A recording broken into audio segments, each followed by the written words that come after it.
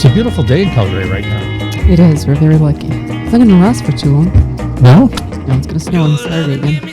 Jeez. But yeah, we're I'm so sick enjoying of the winter. sunshine. I'm done. I'm done with me winter. Too. Hey, Me welcome too. everybody. Welcome to the Winning Momentum podcast with me, your host, Scott Sinclair. I have a very special guest today. I'm excited to announce Anna Nesterova. Did I pronounce that well? Yes, yeah, there we go. Thank you so much. So much for you longtime listeners. You'll remember that Anna was once a guest on the on the Martinis with Scott podcast.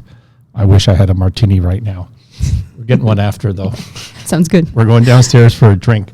I like it. So we did a show, but the audience has quadrupled roughly since we last chatted. So I want to not worry about tripping over things that we talked about before. And also the Winning Momentum podcast is primarily intended to be an audio podcast. Mm-hmm. It goes on the YouTube channel as well, but we have this fancy technology that you're talking into as we speak, and the audio's great coming out of this thing. By the way, this is the first time I've taken the whole podcast deal on the road. So this has been a bit of an experiment, and I think it's going well. I found a little carry-on travel case, and all of this crap fits in there. And no, it looks like a great setup, and I want to say thank you for inviting me again. It's a pleasure, Always. And it's so nice to see you in person now. It's amazing. Right? Yes, and I'm grateful that you were able to bring it all here so we can actually have this opportunity. You just told me that it was probably 2.5 years. Yeah. Since we've actually seen each other in person. Yes, I think so. That's crazy. It is crazy. That's crazy. That might have been in Thank you for Toronto. having me back. Yeah. And we are right now in the Sinclair Range office, which is my company, sinclairrange.com, in Calgary, Alberta, where Anna is from. Mm-hmm. And so it was cool to get this on the road and see the Sinclair Range office here. So, Anna, I want to jump in right away. I think that you are you ought to be an incredible inspiration to younger professionals in particular, to everybody, but to younger professionals in particular, those starting out of their career, graduating from whatever they're graduating from. And I think that you ought to be, and probably are, an inspiration because of your diversity of success, the things that you're interested in, your curiosity. And I want you to just to talk to people about your day, just your average day, average week in the life of Anna. Walk us through that. How do you pull all that stuff off? What makes you tick? It's a good question. Well, I guess one thing about running my own business is the ability to structure my days the way how I think they should be structured. The freedom, and I really people like ask that. me why I do that. Yeah, what I do, and the answer is exactly that. It's not the money. It's not the control. Yeah, it's the freedom. Yeah, and when you're truly free, you have that chance to structure your days, and you actually can be much more productive because you are in control of your own schedule. Yeah, but that's definitely what allows me to have work-life balance. Well, at least I'm trying and striving for work-life balance. But my day, it depends. Every day is different. I think part of it is obviously work commitments that I have to fulfill and business meetings I have to go to. And if the audience knows, I work in medical device space, in the medical device industry. So I spend quite a bit of time in hospitals, and I share that time also with the office work. And obviously with the pandemic, the office work portion was a little more. bit, yes, was more. Yeah. But definitely work commitments are a priority for me. But then I try to dedicate some time to my creative projects and my side businesses, like the things that make me feel that I can contribute to people or give back. Right. And I have a YouTube channel, as you know, and I try to build the content that will be helpful for people, actually, to people who are searching for a career path or just don't know what to do. Like, I've been there, and I just want to give them a chance to learn about what I do and maybe find something that they like to do. Yeah. So that's part of it. And obviously I'm a creative person, so I like to spend some time in creative side of things because it also feeds the business side of me. I think the more creative things you do outside of work, allows you to do more creative things in work as well. So Yeah. that's the balance that Do I you would say. structure your days? Always. I have lists of things that I do every day. I plan every day. I plan main things I have to done. Yeah. I have to do. And then I plan I something. thought have to done was being optimistic. Yes. Just positive thinking. Just I'm already done. positive. Yeah, sure. Check. But yeah, just I prioritize by what needs to be done 100%, what needs to be done, but it's okay if I don't do it because maybe I don't have time. And then I have some fun things I'll try to put in my schedule. So yes, planning And every day. do you put them into categories like I do, like first in the morning for these 2 hours, I'm going to, for me, because I have a number of companies, I'm the only signing authority on anything. I spend the first 2 to 3 hours of every morning of my life doing banking and approving payments and working with, and we work with a bunch of high growth / troubled businesses. And so it's not always easy, Yeah. right? You need to make priority choices. And Sure. so, sometimes it's half an hour, but sometimes it's way more than that. Yeah. And also depends on the day of the week. So that's how I start my day. And then I have a rule that we don't schedule any meetings for me, even virtual, until after 11 a.m., whatever time zone I'm in. And then I do some more of my writing, creative stuff more towards the evening. So I try to just break out my day that way. Do you do the same? I think so. I don't really put things by hours. No. I think I put them by priority. I just like the first 5 items on the list, definitely priority. And let's say Need to get those done. yeah, That's the next emergency 5 today. are not Yeah. a priority, but it would be nice Yeah. to have them done during the day. And of course, because I spent part of my time outside of my office, so early mornings usually. So those are productive hours, meeting with people, do what needs to be done for work, and then I'm coming back to my office, usually late afternoon, and then the creative process starts. Right. And that depends, of course, on the day, on the week, and I try to plan that ahead each week at a time. Tell me about this. You mentioned work-life balance. Yeah. What does that mean to you, and how do you try to accomplish that? I think... I came from a family. I just in Yeah. fairness and full disclosure, Sure. whose father told me since I was a little kid that balance is bullshit. And so, Well, I think it is... I think based on how I am, I think it's very easy for me to stay alert and working for hours and hours and hours. And I've been there where I had months where I was just working. But I think that's the path to burnout. So I think this is where the balance starts to play its role. Then you start to realize, okay, I only have certain amount of hours in a day. I can dedicate certain time to work, yep. but maybe something else can feed my soul to give me more energy to Yes. stay more productive.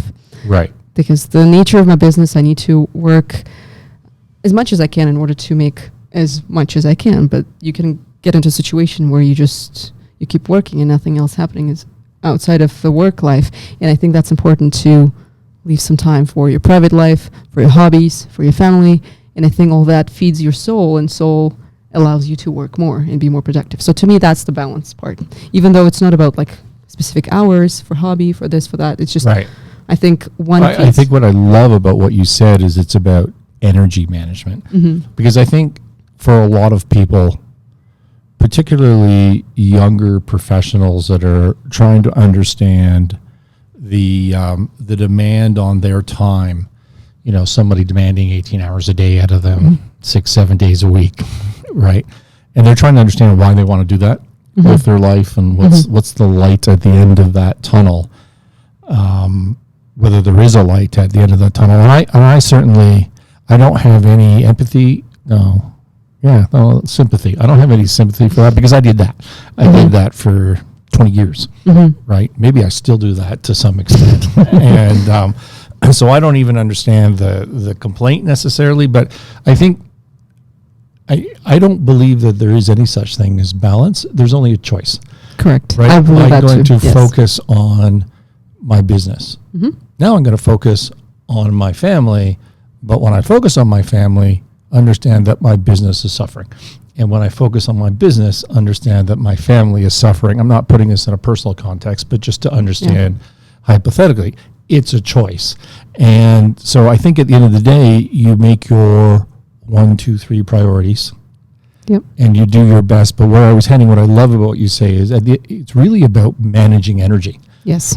Because if you had no other priorities other than your business, well, then you would work 24 hours, 7 days a week, always on your business and do nothing else.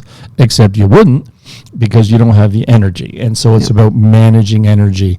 And part of that is feeding your soul, as you said. Part of that is giving your brain a rest for 2 hours, as you said. Part of that might be getting some exercise. Part of that might be getting proper sleep. Yes. Right? Part of that Very might important. be drinking less martinis, Scott. Right? Whatever the answer, but it's not because of, I don't think it's because of balance. It's because you're managing your energy. Yeah. Do you feel the same? Yeah, I think you are right about that. It's not about the word balance. It's more about what makes you more efficient in what you are doing. Because obviously everyone has different stories, different commitments, different tasks that they need to finish. And sometimes maybe it is necessary to spend 18 hours working. But you are the one who decides what makes you feel good and makes you feel productive. And especially running a business, and you probably can comment on that so much. You need to have energy. You need to have creative resource in order to continue running it. Otherwise, it's not productive. So that's what it probably, you're absolutely right. It's not about specifically balance, but finding that right flow for yourself, right flow of energy and your... Yeah. To me, the right formula is there is no balance. There's only choices. Yes. And everything that you decide to do should be about managing your energy. Yes. If something gives you more energy, do more of it. If something gives you less energy, do less of it. I think that's really the number one decision point in life. And agreed. I want to give full props to Scott Adams, who taught me that. You can follow his podcast. No, but it's something that I think, and the older you get, I find the more relevant that is, because the energy is not what it used to be. Right? And so it just becomes more and more important to figure out your windows and what you can do to keep that going. What about time management? Do you spend any time thinking about that at all? Yes, quite a bit of time. And I think I was able to find a good way of managing time for myself. Again, trying to run a few things at the same time can be hard sometimes, but I plan quite a bit. My months, I plan my weeks, I plan even the day. I try to, like you said, maybe in the morning, that's your time for some tasks that you dedicate for the morning. I'm actually more of a night person, so I have a couple of hours at night that I dedicate to either studying or, again, creative processes. Like I find that's my prime time, so definitely time management plays a big role. But sometimes you also need to find time just to do nothing. I also found that. That was actually a thing that I learned during the pandemic.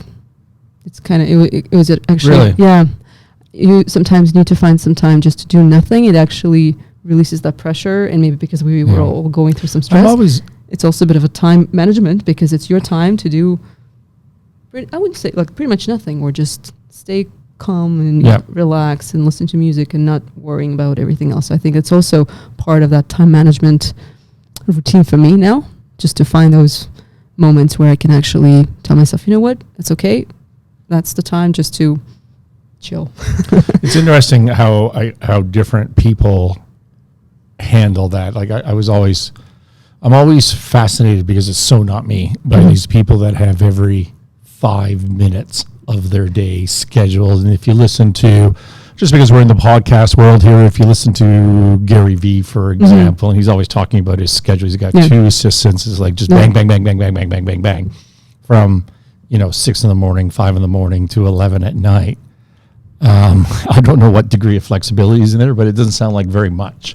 And you're always running to the next thing. And then you look at a guy like Elon Musk, who is a CEO of multiple different huge organizations, and he focuses on one at a time, which I think is really interesting. He'll fly to SpaceX, whatever, and then he's going to work there for a day or 2 straight, like around the clock. And he's going to fly to the next one, and he's going to work on it. So it's not being distracted like I am all the time. And then you look at a guy like a former certain president who I won't name, so we're not shadow banned. and no matter what you might think of him, he's certainly a hyper productive fellow doing a lot of different things, and has nothing on his calendar or very little on his calendar, doesn't use email at all, ever, and wants the day free for creativity and opportunism. Is that a word? To be opportunistic and pick up the phone and do whatever he wants to do. He doesn't want to be scheduled like that. And so, there's 3 examples of people doing things extraordinarily different from each other. And I think you just need to find what works. Yeah, I think it's individual. Yeah, which is definitely why I'm constantly changing my systems to try and upgrade. And I also think, depending on the jobs you do, where you are, like working at home, or if you're in the office, your stage of life, the other things that you have pressures on you, what you were doing last year may not work this year. 100%. And like I said, the pandemic was also a good example of changing things around and finding new ways of managing things for me. But I think for me personally, having a flexibility is important. I think what you said, like having every 5 minutes planned would be a little bit too rigid. So having that flexibility, I think for me, it works the best. You have some tasks that you must do, and then you have a flexibility and time to actually decide what's now, having said all that, and this just could be social media, but you seem to get away on your weekends and find nature and go hiking, and you're not down in your basement office. It's subterranean. So definitely going to nature or traveling gives me energy, going back to the same idea of being efficient and how to keep your energy high. So that's how I refuel my tank, by going into nature, by going traveling, seeing new places, meeting new people, and coming back obviously gives me more energy, and I actually feel recharged, and I can be more productive, and I can work longer days, longer hours. I can accomplish more. My list's getting longer. And then when I feel like this starting to shorten up day after day, I'm like, okay, maybe it's time to have a little break, and maybe next week. I bet you all of your creative, good business ideas have come during those weekends while you're 100% correct. Wandering around the lake or whatever you're doing. Actually, sometimes that's if I feel that I'm not as creative as I can be, that's usually the time. Just take a step back. Yes. Yeah. Mine come to me on mountain bike rides. Oh, there we go. Same thing, right? Yeah. And let's walk through your background. And we did this on the old Martinis with Scott show, but just take us through, and this is contextual. Because as we continue on with our conversation today, again, I want to focus on your success, which I think is driven a large part by your curiosity, which could be replicated by other people, your smarts, which may not be replicated, but just your general attitude in the way, what is the word that I'm looking for? Your stick-to-itiveness, your independence, your willingness to humble yourself. Is that fair to say? I would say so. Yeah. Okay, so let's, for context on all of that, give us your whole, where do you come from, education, work experience, side hustles, all that stuff. Okay. Well, I'll start with where I'm from. I think it's important because I think this is what we were discussing last time too, that I was born and raised quite far away from Canada. Was born and raised in Central Asia, in Uzbekistan, and I moved to Canada 12 years ago. And of course, that was a huge change for me because I had my life pretty much figured out at the time. I was 22 years old almost, and was finishing the 5th year of medical school at the time, planning to become a doctor, but my family decided to immigrate, and I came over to Canada.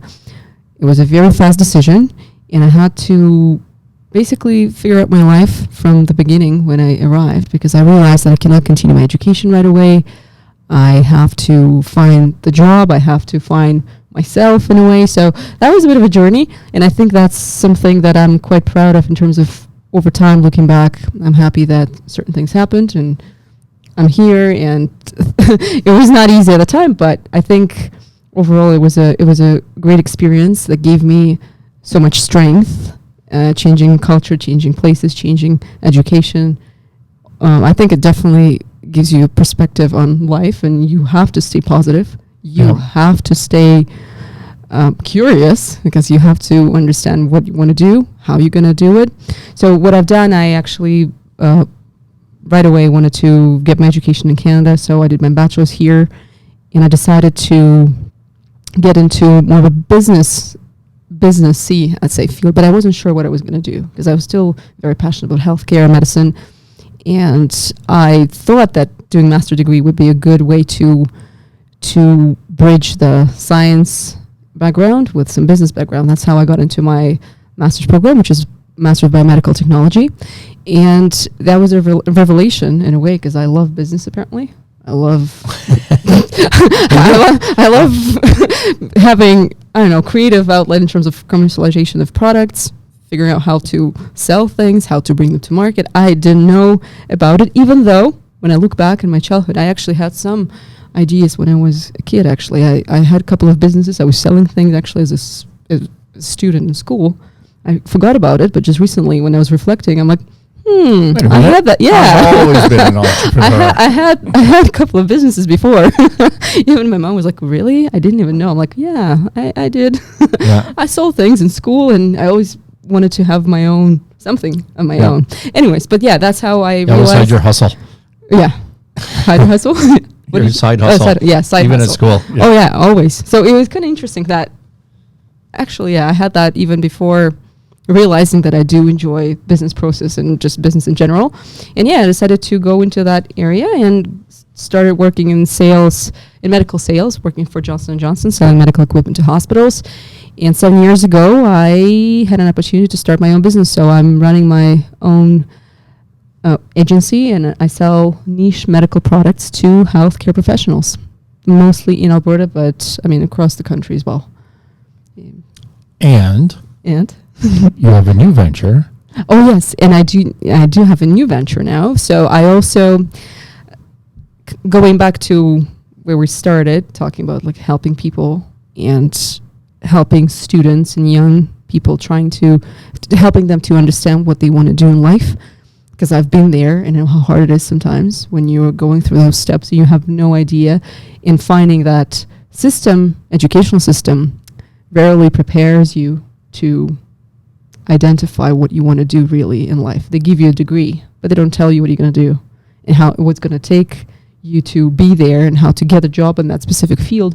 So what I'm doing right now, I'm trying to help young people to understand what options they have, and even just talking about the industry I'm in and helping them to understand what it takes.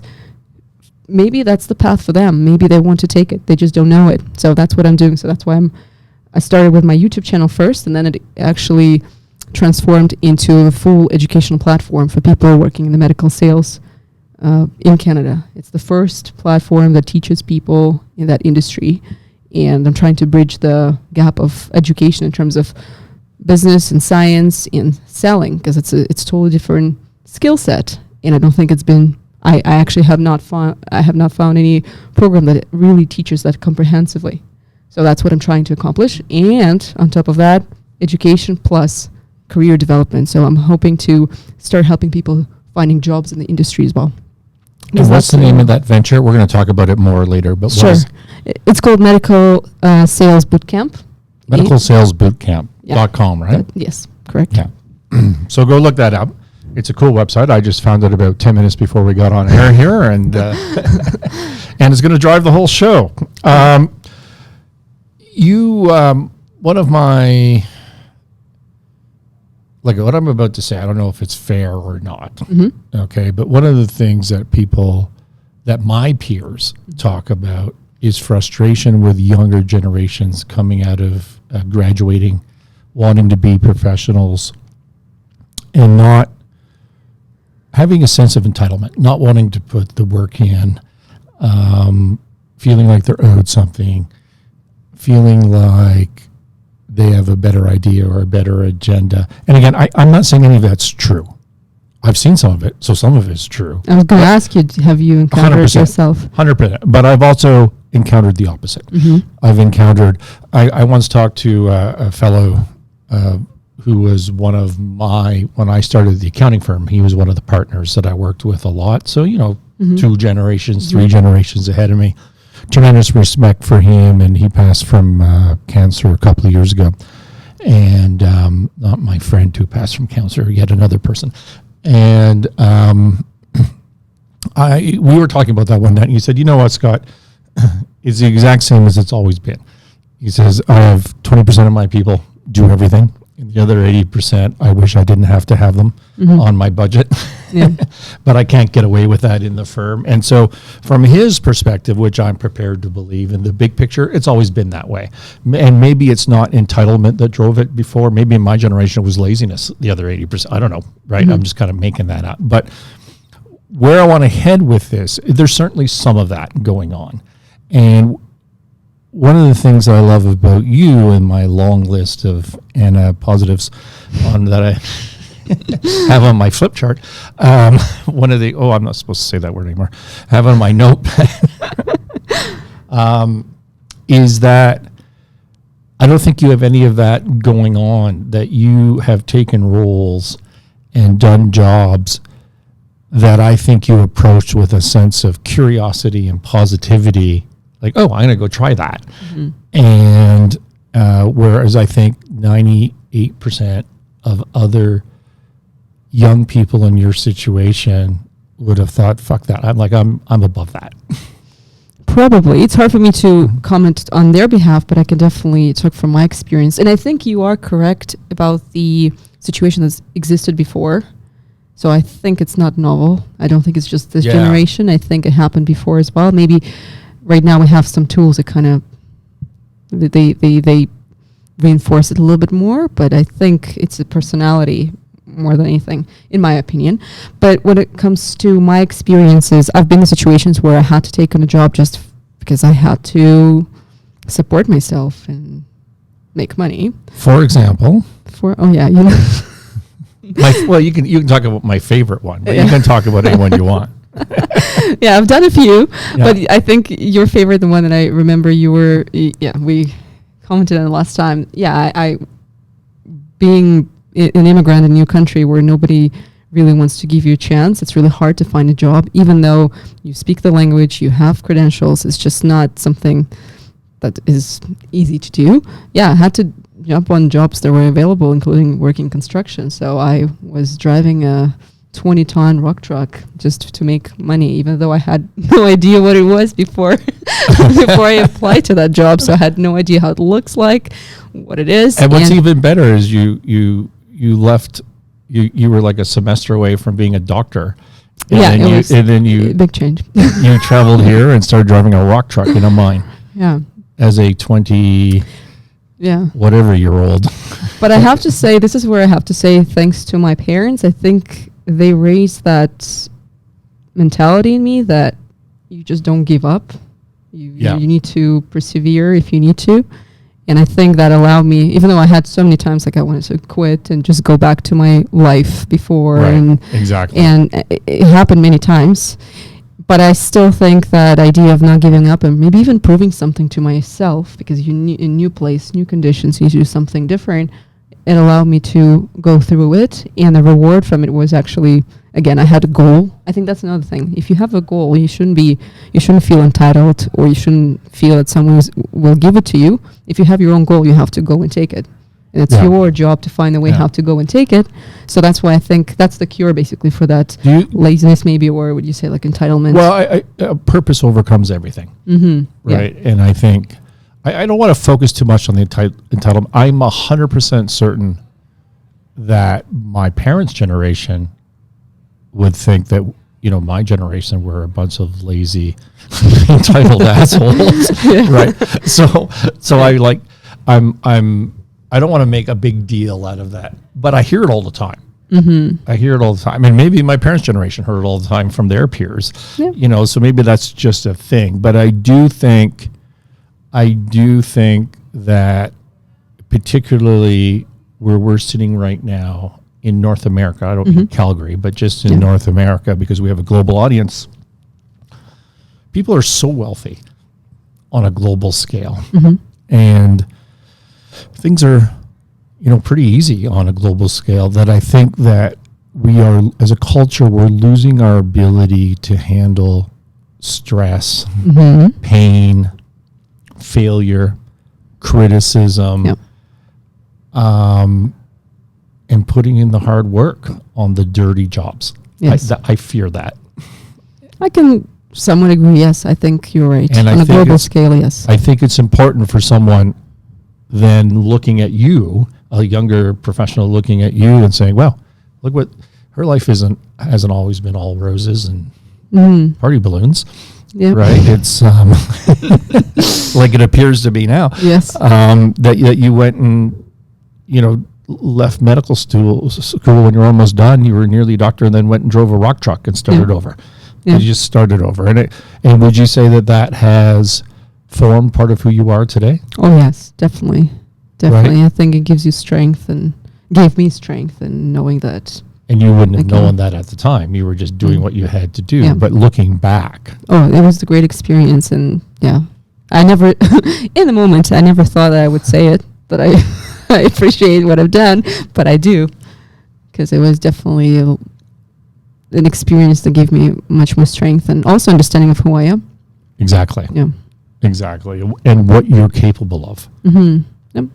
right? You don't know what you're capable of until you And start to try. trying. Yeah, until you try. Let's talk about your medical sales boot camp. Says that it's an e-learning and placement platform, Yes. and you are selling a course on there, I saw, Yes, correct. with a curriculum. How does, when I talked to you, I don't remember when we did the Martinis with Scott, but it feels like a year ago, Probably. Maybe more. and you didn't have that set up yet. No, it was Well, in the process of So how developing. is that venture going? It's going well. It's still in the early stages. I'm still putting things together. But like I said, it will have two components. One, it's an educational component. It's an e-learning platform where people who want to get into the medical device sales in Canada can go and actually start their journey and they can learn. Or people who are already in it, they can go and get some advanced educational materials so they can be better in what they do.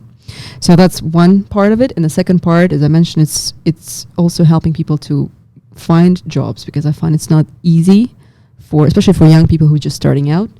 It's not easy to go and search for jobs. And I get a lot of questions, a lot of requests when people are asking, where do I go? How do I search? That's how it all started. From literally just people coming to me and asking me questions, how I started, how I found my job, what happened, what kind of course I need to take. And that's how I realized that, yes, there is no place where people can go and learn about it, learn what it is, what it takes, and also how to start finding jobs. So I'm trying to build something for people, So- one-stop shop basically for medical sales in Canada. So it never even before I met you occurred to me that this was an industry. So who goes to school and graduates and thinks, I want to do medical device sales? And this is, and I know, isn't it? Yeah, that's how it all started too, because people were asking me like, how, Right, that's where, what- do you start? What do you do? So because there's such a variety of people who get into the industry and into medical sales. And some people have background in business. Some people have background in, let's say, nursing or science. But they get into pharmacy sales, right? They all Yes. think, I could travel and have a great expense account and make a bunch of Yeah, cash. there are sell people it, like that too. Yes. right? Yes. But that's not what you do. No. No. So it's much more technical. yeah. Yeah. So that's why you have to have not only the business skills, but also you need to have understanding of science and medicine and healthcare. And on top of it, you need to know the Canadian healthcare, because at the end of the day, you're selling to a different type of healthcare. When we compare it to the US or to Europe or Asia, it's a very different beast, let's call it. So I think that's wanted also to- very important to know what you're dealing with. And I'm trying to simplify it for people and get them ready to start, because it takes quite some time before you find yourself comfortable doing so. And there is no resource as of now that would give people that holistic approach and overview of the industry. And this focus on the Canadian healthcare system, when I open the curriculum Yep. that is on your website, there's a lot of focus, I think properly so, on the regulatory environment, Yep. the structure of the healthcare system, who your buyers might be, who are the decision makers, how budgets are formed. I made that last one up, but I assume that's in there. Yes. And if you were to try to do the same job in the U.S., it would be entirely different.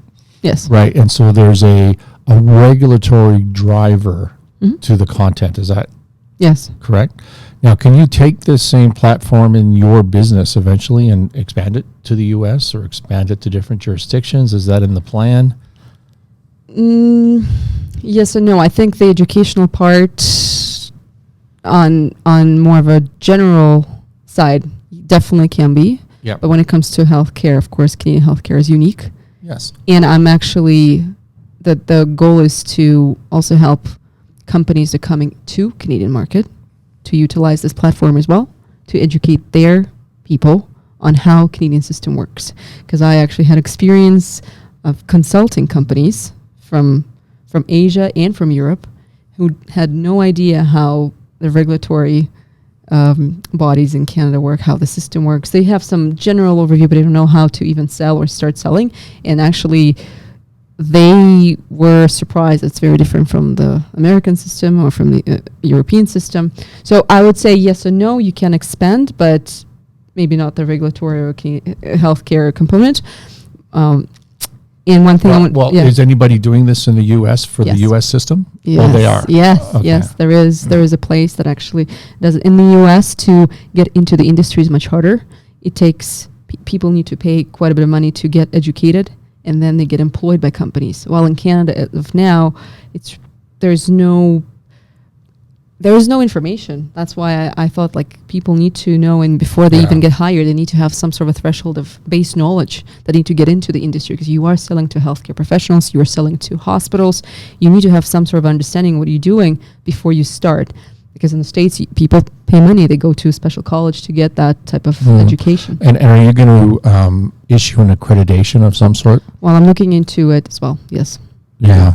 Yeah. You know who you should talk to is Sam Silverstein. Okay. Remember him? I do, of Clubhouse? course, of And course, he'll be guest on here soon, I think. Of course, yeah. But he's the accountability guru. He's written a number of books on accountability and management and leadership, and he created I don't know what the right word is, institute, but you can now get some sort of accreditation from Sam. And, you know, you're in a position where you could sell the value of that accreditation on the placement side. Yeah. That's eventually the goal is actually. And then you can just dominate the market. Then you could just sell to the American one. Live happily ever after. That's the goal. Okay. I like it. I'm glad we sketched out that business plan. What do you, I had a note here to ask you what you teach in this, but you just described, you spent a lot of time teaching the system, and I maybe stepped on your thunder there, and with the budgets and the buyers and the structure. Because people don't realize how complex that type of sale is. Yes. And this is partially my mission with my YouTube channel, to explain people that medical sales is not just you go and sell something. Like it's much more complex. It's not a simple sale. So with the concept of making this information public, you're actually going to, if you have any measure of success, you're going to start attracting people to the industry that never knew about the industry. Correct. Before. Who should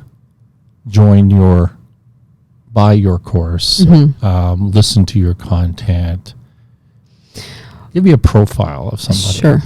Well, I think the course that is live right now and the YouTube content that I have right now on my YouTube channel is meant to be for young people, new graduates, maybe even postdoc fellows who are looking to change their career around and start something in the industry, so they can actually listen to it or take the course. And I think that will help them to understand the idea of medical sales. And I think if they then get into the interview with the company, they will feel much more comfortable in saying, yes, I know what I'm doing, versus right now, if someone tries to break into the industry, even in some associate roles, they don't know. They go into the interview, they have no idea. All they know, like, oh, I need to sell something. They don't know the complexity. They don't know what they're doing. So, and for companies, I want to say actually the course is not only for people who want to get into the industry, but I also think for companies who hiring new people, someone who's never been in the industry before, that makes sense. They can utilize that as well to give them a very quick, that's why it's called bootcamp. It's relatively quick and short idea of what they are doing, who they're talking to, which will save them time, because usually for companies, it's a long process to hire someone, long process to onboard them.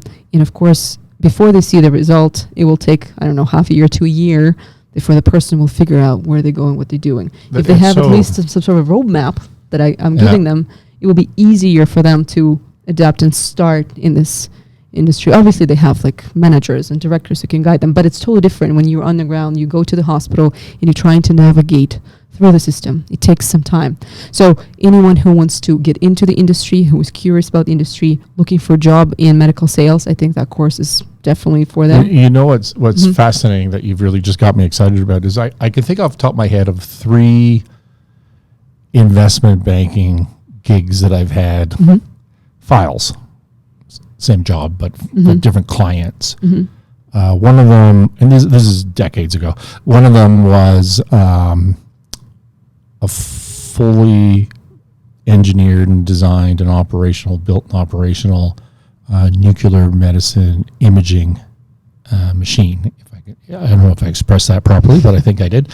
And I mean, again, we're talking late 90s, like it was a new industry back then. One of them was a one-use self-destructing syringe. Because the stats back then on syringe reuse, particularly in poor countries, were horrendous, and the spread of AIDS, which was an epidemic back then. And one of them, so that was what was it? Some sort of infrared tissue healing thing that you hold on a soft tissue. I don't remember what it was, but something along those lines. Some crazy Russian scientist guy that I like a lot. And but what twigged for me as you were talking is 3 entrepreneurs or 3 groups of entrepreneurs. Not one of any of those people knew anything about how to sell that product through the system. So how did that go for them? Really badly. Yeah. It was terrible. Yeah. And in both countries, in Canada and the U.S., and what they all came back from the U.S. and they all thought, well, that's just such a corrupt system there, and we don't even know how to navigate that. But they didn't know how to get through the Canadian bureaucracy either. Yep. And so if you're an entrepreneur in this space, this sounds like this would be a tremendous value. Yeah, I think I'm so. turning this into a commercial. I didn't mean to, but yeah, no. Sorry. No, it's great. No. But I 100% agree, and I think that's part of my mission too, to change a perspective on sales in general. Because before I started, I never thought that that's what I'm going to do, right? Like it was never something that I planned for myself. And this is probably the beauty of life and being open to opportunities, to be honest, because you never know how it all going to turn out. But I'm really happy with where I'm at.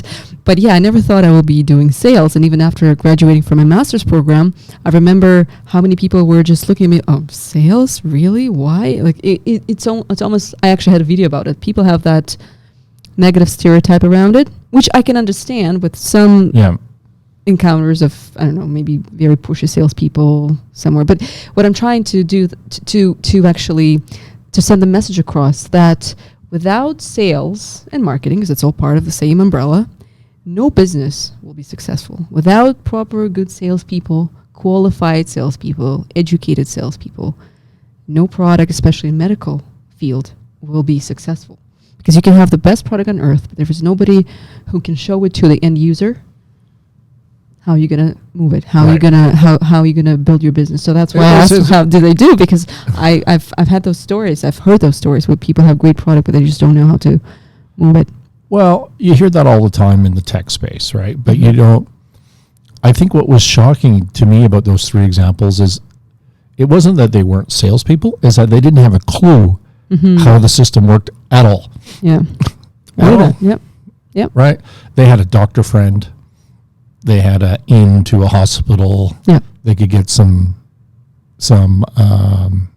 I don't want to say, they can get some clinic time to test out sort of what they built and get some trials. Maybe that's the right word that I'm looking for.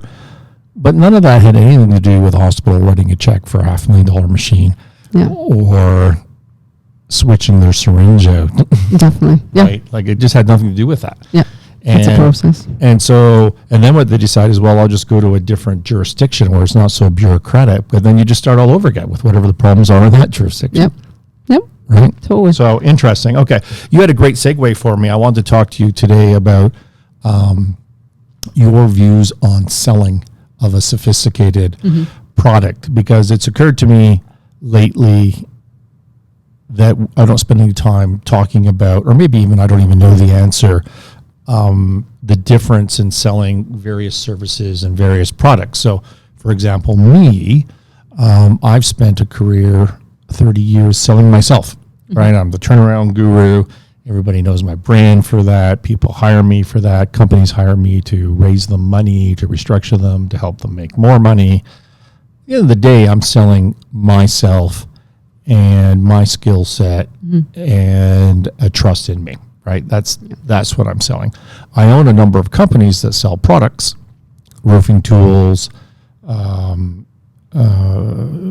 tier 1, tier 2 automotive. So I'm manufacturing things that automotive manufacturers use. I sell sinks and strainers and CBD oil and all sorts of different stuff. By the way, I stole your CBD business plan recently. You did. Maybe I should just disclose that. I'd like to learn more. Yeah, talk about that over drinks later. Good. Okay. I haven't told Olga yet either. Oh. Sorry, Olga. But I don't sell those individual products. Like I have people that are doing that or not doing that. When you and I were on Clubhouse quite a bit, a year and a half ago, when everybody was on Clubhouse, and I introduced you to my friend Rob Fraser, who will be on the podcast again in the next couple of months here. And he's an entrepreneur that sells a lot of socks, more than a reasonable amount of socks. And but that's a different sale. I would imagine so. I don't know what devices you're selling, but I know for a fact that you're hanging out in operating rooms, teaching on the fly surgeons, I think, or nursing staff or whomever, how to use the stuff that you sell them. It's an extraordinarily sophisticated sale to sophisticated people. And is that fair to say? Yes. And so let's do a deep dive on that. What is your sale process? And I'm certain this is part of your course. Yep. Right? Yes. But what have you learned about that? Because you didn't come from a sales world, so you had to learn it. Yes, I had to. Yes, correct. I think as anything, you need to know what you're selling and the product you're selling. But to me, it's almost like that's the easiest part, because you can learn about a product, and regardless if it's socks or something more sophisticated, you spend time on learning about product, what it does, what type of function it has, benefits, maybe shortcomings depending on what it is. But I think when it comes to sophisticated sale and selling to sophisticated people, what I learned over time, it's not only your knowledge on the product, and also finding the right people for that product, and learning about those people, learning what they are, learn about them, learn their personalities, and also figure out your own strengths. So it's kind of it's a work on your own, because you have to figure out what works best for your selling style, what makes you comfortable. Obviously, again, you need to know about the product. You have to be an expert about the product, but also how to approach your customers from your perspective, but learn about them as well. And as soon as you start getting into understanding of who they are, what they are doing, and you probably know, like, there are some sales principles, like you just know if the person makes decisions or is hesitant to make decisions. It also plays a role. You need to learn. You have to have people skills, obviously, soft skills, and you have to read people. But the people skills need to mirror the people skills of the buyer. Yes. Or the group of buyers. Exactly. If they go through a use process, an education process, then you need to go to the accountants. Yeah. Right. Or whatever the chain is. You can't walk into your environment, I suspect, like Herb Tarlick from WKRP in Cincinnati. You don't know what that is. Most of you don't know. But if you're if you watched TV sitcoms, I mean, he was the guy with the selling advertising for a radio station with the salesman blazer on and the slick back hair, right? You have to mirror your audience. Oh, definitely. You have to read the audience. You need to know who you're talking to. I actually think emotional intelligence plays a big role in that too. I think exactly emotional intelligence is something that I actually talk about as well in my course, because you just need to work on it yourself. That's what I'm saying. Let's say 3 factors. The product itself, you need to know. You have to have knowledge about the product. You need to know your customer. You need to know who they are, what the personality. Are they receptive? Or are they want to talk to you? Like, you need to approach different people, and you need to work on your own, because you need to prepare. You need to prepare physically. You need to prepare mentally for your sales call. You need to do like a lot of prep work in order to be successful. So you find your own style over time, and it's just a work that comes along together. And if you can master those 3, I think that's how you can succeed with sophisticated sale. You started and manage and run your own sales agency, correct? Correct. How do you select the products that you want to sell? Some of them came naturally from my background, but some of them, if companies are approaching me, I'm trying to evaluate them based on where they can be applied, what type of professionals will be using them, and I do the assessment. And obviously, on top of clinical assessment and where I can potentially sell them, I need to make sure that it makes sense for my business as well. Because so you would look at, well, I talk to these 5 doctors every day. Something like that. And one of those 5 doctors might like that particular product. I don't have to go greenfield a new distribution that's the thought process. Partially. Yeah. But I took on projects where I would take something completely off my main specialty, and I would just go and search for people who would be using the product. I also think for me it's important, if I believe in the product, I can see the potential, and if I'm willing to put time and effort into it, based on, of course, the potential reward and return I can get on my time and effort investment. So it's a bit of a process, but I choose something that I definitely see I talk to people, I do research, and I see that it can be applied.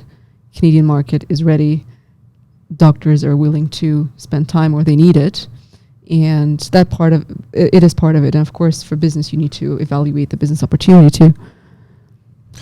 The Jordan Belfort, I think that's his name, the original Wolf of Wall Street. And I like how he describes the straight line. I think he calls it sell process. Do you know this? Yes, I do, yeah. Yeah. I love that. And go read his book. I don't remember what it's called, but you just look up the Wolf of Wall Street. He has a book, and it's a terrific sales book. Yeah. Yeah. And no matter what else you might think of this fellow, he could certainly sell. Definitely. Right? Yeah. And he has really 3 vectors, in fact 6, but 3 times 2, that a buyer goes through generically for everything. It would include your product, it would include socks, but and he suggests that a buyer, a user of the product, sort of weighs these 3 metrics or 6 metrics, and just comes up with a decision based on that weighting. And the 3 things are the product. The product just has to be awesome. Yeah. The company, they usually like the... Well, so product, and then they have to like you, and then they have to trust the company. Yeah. Those are the 3 things. And the reason it's 6 is because each one of those things, he preaches, there's a logical decision and there's an emotional decision on those 3 metrics, which makes it 6 metrics. And I try to think of that a lot in everything that I do, and I think in sales, and I think that you have in fact, it's the whole reason I do podcasting, and before that did blogging, and before that did tombstones and newspapers. It's because my business is not Ernst & Young. It's not Canaccord, right? It's not Merrill Lynch. It's not, is that even a name anymore? It's not JP Morgan is what I was trying to say. But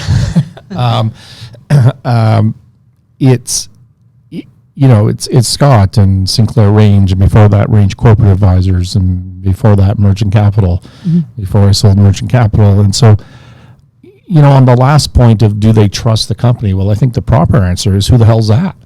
Right? And so I create this content because it shortens the sales cycle and it gets me over that issue, right? Instead of who is this guy I was just introduced to now and getting through 6 months of meetings and trying to convince them that I'm a good person to associate with and do business. Well, you can shorten that down to 5 minutes. Yep. Right? You would have experienced the same thing, I believe. You would have no problem with people liking you personally, so you've got that one. You've been in the business, so you would know the product. How did you overcome this? Who the hell is this company? Do I, as a buyer, want to associate with you when I could associate with XYZ, big medical device company? And then, it's the old buying IBM, so you can't be blamed. How did you deal with that?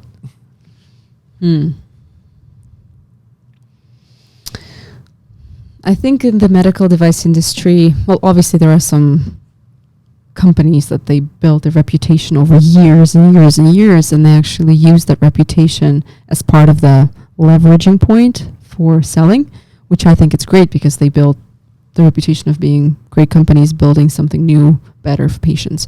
But when it comes to some smaller companies, I think they just have to work maybe 3 times harder just to prove that they actually worth of trusting, and they need to provide some data. They need to spend time with their customers. I think it's very important. So they need to build that up. And I usually facilitate that type of communication. If any of the surgeons, they have any questions about the product, or let's say they never heard about this product or this company before, who are they, where are they from? So the best way to approach them, again, from my experience, is just to bring someone from the company, maybe the engineer who developed it or the doctor behind that idea, to talk to them and speak their same language. And I think that bonds people, and that allows them to build that trust. So based on my communication, I can kind of see where that fits, and I can bring those people in. And that's important. I think for those companies who are just building their names, they should spend time on talking to their end users. Even though, like, I do partially that job if I'm here in, let's say, the company somewhere in Europe, but it's very important to have that communication and find that time to talk to end users. Right. What about brand building, corporate brand, personal brand? Because to me, this just comes back again to content. Correct. Well, then I can talk about from my perspective. Sorry to interrupt you, but you've created... You've created the Institute, for God's sakes. Well, I'm trying. Yes. No, but you understand what I mean? Like that, how does that not completely cement your brand? It's got to. I think it's brilliant in that way. Definitely, yes. But I think that also came from similarly to you, because I'm relatively small. It's like a boutique company, and you need to build some sort of a credibility around it just to show that this is what was done. This is what I'm doing now. So I think creating the brand, either it's your name or your company, you need to spend time on it. And I think content creation is definitely helping. I think we're living in the age and era of technology where we can do this. We have YouTube. We have so many resources where you can actually build up and have an audience. And I think that audience starts trusting you and asking questions. And actually they help a lot in my process, like what needs to be done. And I can actually reflect on it and think, okay, that can be done. And it just builds up on my own basis I've had before. I just built up on it. So I think when it comes to building a brand, it's important for can I say everyone? I'm not sure for everyone, maybe not for everyone, but anyone who starts business on their own, large or small, I think it's important to find that vision of who you are, what the company is about, and what are the steps you can make to help people and also help your brand. It's like, to me, it kind of comes together, because you giving something to people and you build your own identity. I think I just actually had a personal branding expert that I did my last show with 2 days ago or something. They're not released yet. So you'll see it coming soon. Oh, I'm excited to hear. And we talked about the difference between personal branding and corporate branding. I think it depends on the business you're in, but you're never going to, for years, I would be at a significant bank in New York or a significant bank in Toronto, And when they're talking about a problem that I could help them with, they didn't talk about my company ever. They always say, oh, we should call Scott. Like they literally say that. Right. Yeah. And so my whole career, I've been trying to build a corporate brand and get them away from my name, personal name. It never worked. And then about 3 years ago, I decided just to go the other way around and build a personal brand and drag the corporate brand into it along with me. Yeah. Which I think is probably what you're doing. Actually, yeah, you're right, because I can, I think I can relate to it, because I think in the end of the day, it is you, right, who is running the business, or you are the person that people are trusting. It's really hard, but I think that's the goal of many people. They want to have people, a team of people like them, so they can replicate what they're doing, but it's really tough to do.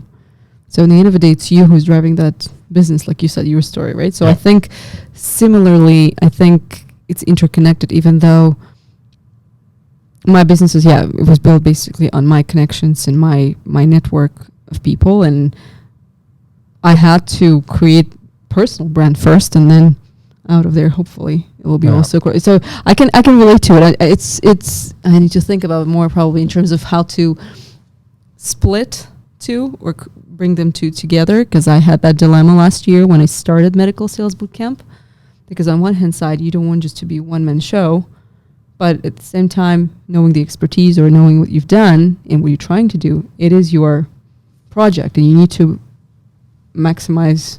And there's more considerations than branding in that. I mean, that's the entrepreneurial quandrum of scalability. Yeah. So I think it's still, correct. Yeah. Yeah. Yeah. You know, we sat down worrying that we had 10 minutes to talk about, and here we are heading into the hour here. Yeah. This podcast is about changing momentum, and when things need to be turned around in your life or your business, that's what winning momentum means. Tell me about the role of positivity. Look at we've come out of a couple of years of a terrible global pandemic, related lockdowns and things that you and I may have similar views about, but it doesn't matter. We all went through it. Yeah. There's a war going on near your homeland that we don't need to talk about, but I'm certain that's been personal for you. I know there was a significant personal piece of that for me that threw me astray for a couple of weeks. Yep. We have inflation going rampant. We have supply chain problems. You live in a city that's had tremendous volatility in wealth and despair, if I can put it that way. I think it's probably on the rebound at the moment. I haven't looked. Hopefully, as recently as probably 3 months ago, it sucked. Yeah. And so there's a lot of stress in the world. And a lot of it is personal to you. How do you deal with that? It's a great question.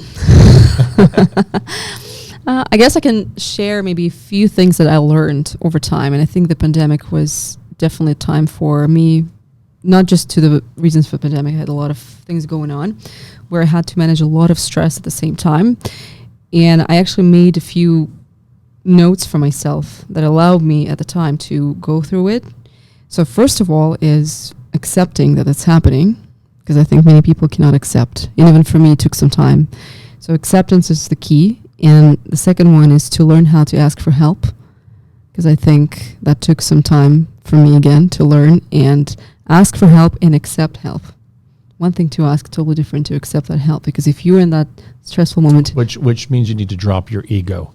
Correct. And just accept that and say, you know what, at this moment of time, I need some external help, and be ready to accept it. And I would also say the number 3, because obviously different people have different types of stressors in their lives and different things are happening, like you said. Regardless of what it is, it's only you who knows what makes you feel better and how you feel in a moment.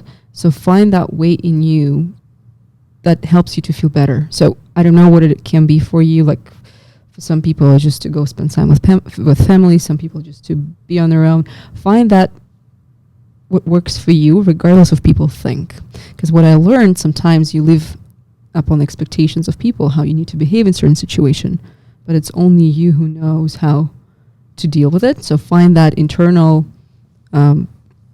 way to make you feel better. I don't know, maybe have extra rest, sleep, food.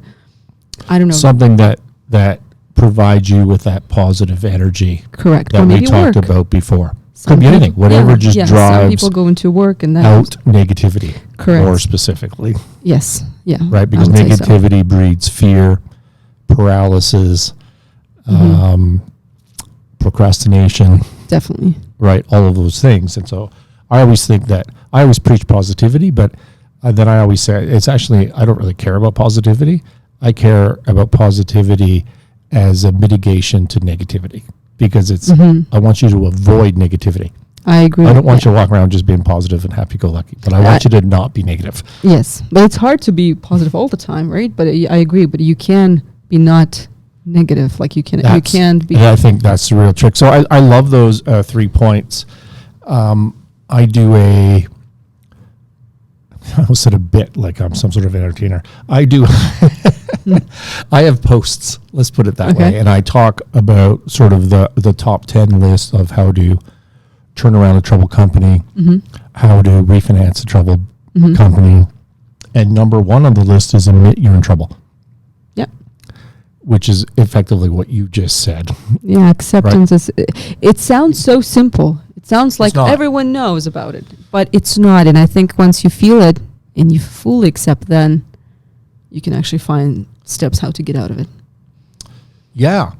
Yeah, because in my world, you see troubled companies going to their banker all the time or coming to pitch me for financing. They want some money, and you just, everything's going to be better tomorrow because this isn't really happening. If only that sales guy closed that big deal. It's going to come in next week, right? This guy's going to pay, and they never paid.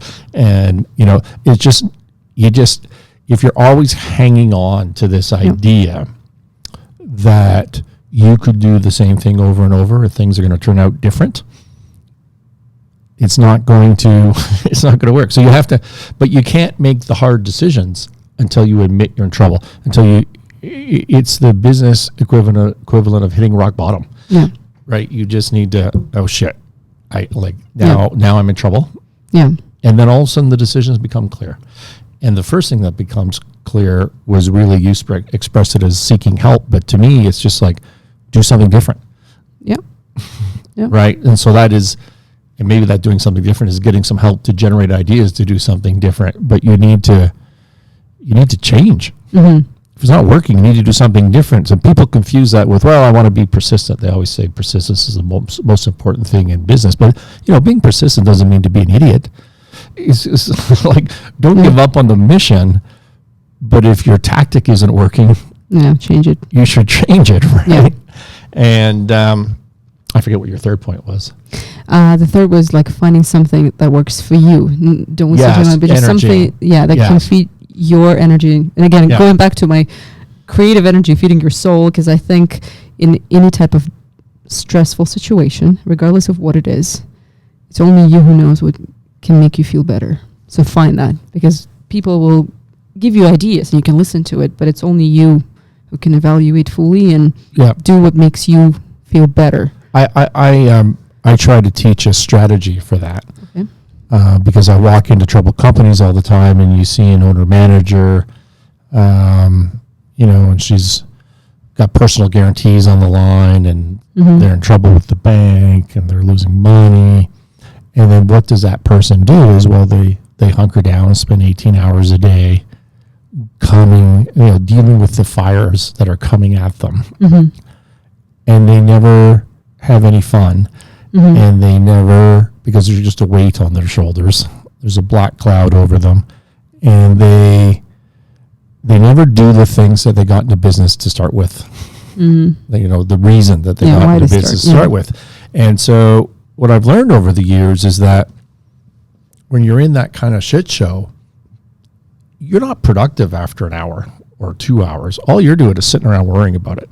Correct. And pretending that you're doing work. Correct. So pick your time of day when you're most productive and limit your time. Say 2 hours. put your head down and crank through as much of those troubles as you can for 2 hours. Mm-hmm. And then you've got another 6 to 8 hours. Work on the things that excite you and that drive your business forward.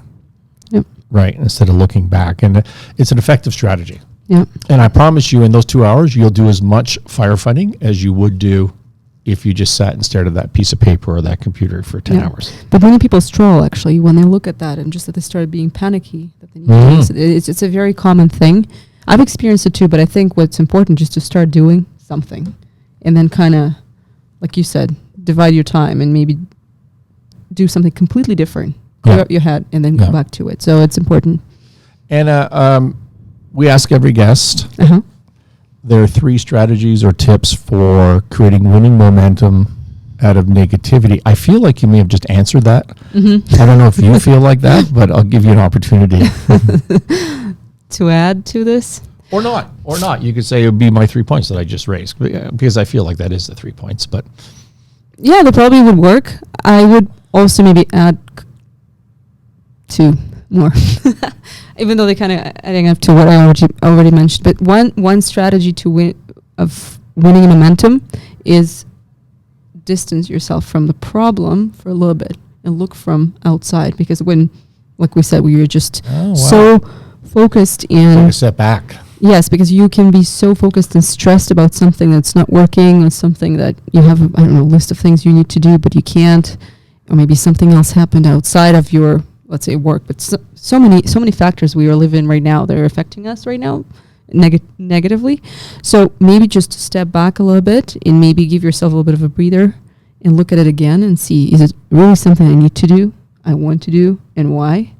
And if it is, I think when you have that clear vision, it's easier to build up one versus just trying and spinning your wheels without any type of yield.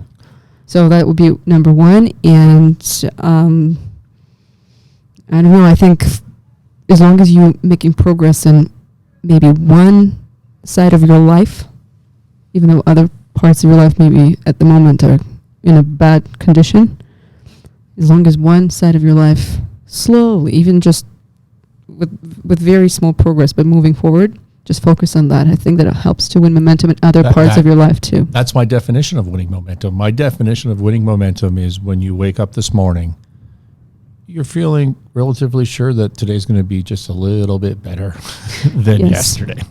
Yeah. That's it.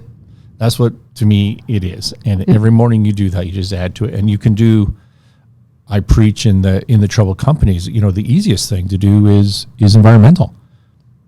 Clean it. Yeah. Repaint. Yeah. Right. Just create a sense that there's some positivity here. Yeah. And it's a little bit. They can apply to even personal life. Just 100%. Clean your office. Clean your room. Because if everything else is going very badly for you today, I actually do it quite sometimes. Just clean your office or organize something. And it just that alone will make you feel a bit better. Hey man, if you go out to your garage and organize the garage or, you guys, ladies, clean the closet. I'm being stereotypical here, but you know what I mean? Like organize the closet. Sorry. Like how good do you feel after that? Like Definitely. You feel terrific, right? Yeah. Do a little something that's positive and that you win at. Do it every day, and things are going to get better. Yeah. Anything else you want to talk about? We've gone.